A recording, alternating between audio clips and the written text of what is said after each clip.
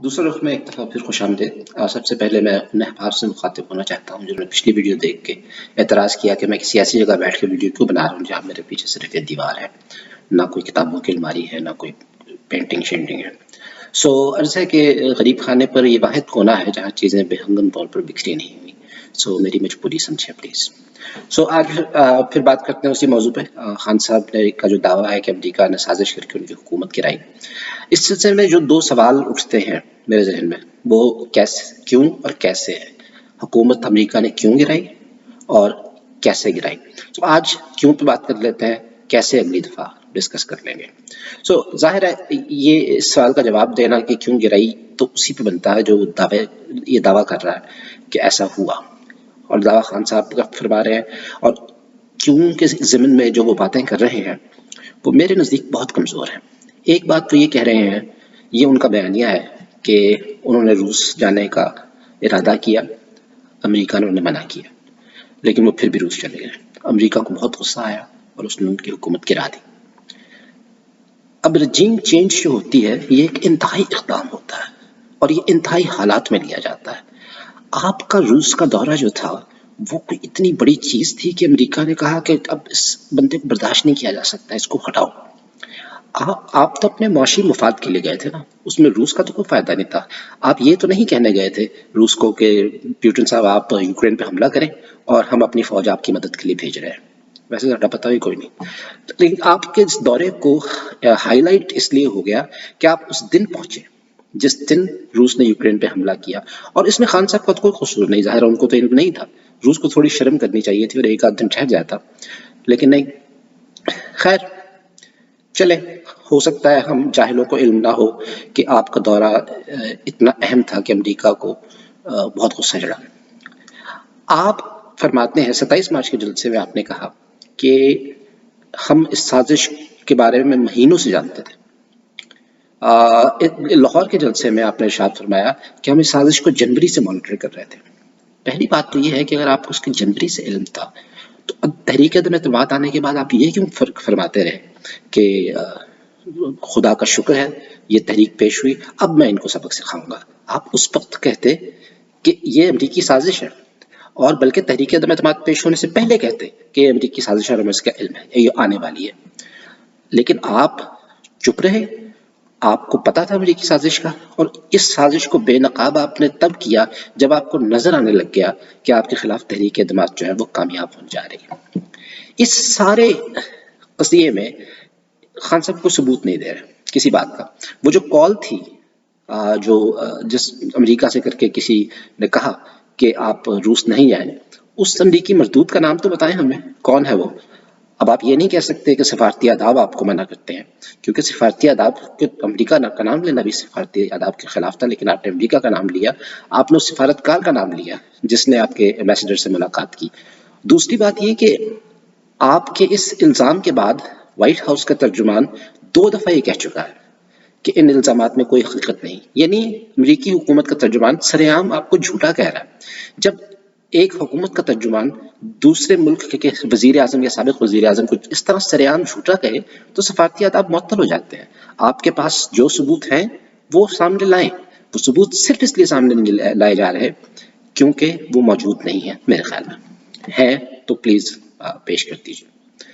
अवाम को हक है कि आपके जो दावे हैं अब उनको सबूत भी देखें।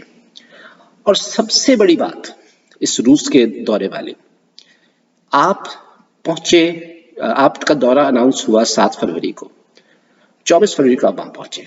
आप हमें बता रहे हैं कि साजिश आपके दौरे के ऐलान से पहले शुरू हो गई थी। चले मान लेते हैं अमरीकी बड़े मक्कार हैं और वो उन्होंने पहले से साजिश तैयार करनी शुरू कर दी कि साजिश पका के रखो, इसको मना करेंगे, अगर ये बाज ना आया तो इसकी हुकूमत गिरा देंगे। अब इसमें जो सबसे बड़ा मसला ये है कि अगर अमरीकियों में ये अहलियत और काबिलियत थी कि वो आपकी रजीम चेंज कर सकें तो उन्होंने रूस जाने से पहले क्यों नहीं कर दी। और अब आप रूस चले गए तो अब उस रजीम चेंज का क्या फ़ायदा, दौरा तो हो गया। इस मंतक से रूस के दौरे का इस चीज़ से कोई ताल्लुक बनता नहीं है। चले दूसरी तरफ आते हैं। आपने फरमाया یا آپ کے دوست یا آپ کی پارٹی کے فالوورز یہاں پہ فرماتے ہیں کہ آپ نے ایبسلیوٹلی ناٹ کہہ دیا تھا امریکہ کو. اب اس کی کیا حقیقت ہے؟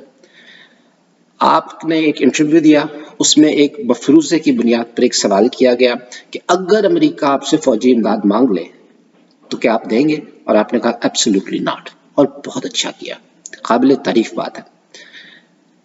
آپ کے خیال میں امریکہ کو نے یہ سنا اور اس نے کہا کہ یار یہ لڑکا تو بڑا خراب ہے، یہ اس کو فارغ کرو. اب اس میں بھی آپ نے یہ نہیں کہا کہ مجھے امریکہ نے کہا ہے کہ ہمیں یہ فوجی مدد چاہیے، یا آپ نے ایک مفروضے کی بنیاد پر ایبسلیوٹلی ناٹ کہہ دیا اور امریکہ کو غصہ چڑھ گیا اور اس نے رجیم ہی چینج کر دی.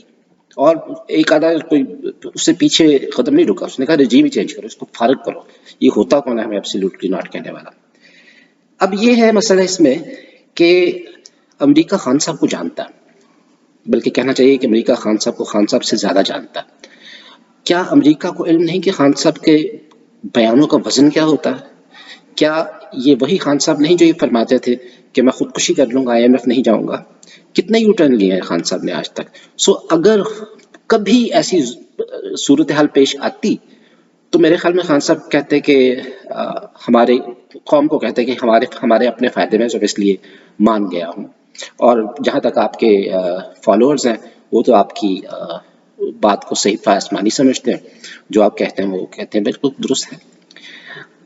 دوسرا پہلو اس کا یہ ہے، یہ جو نو ایبسلیوٹلی ناٹ والی بات ہے، امریکہ اور پاکستان کے جو تعلقات ہیں ان کی بنیاد میں ایک خرابی ہے، اور اس خرابی کا ذمہ دار میں پاکستان سے کہیں زیادہ امریکہ کو سمجھتا ہوں.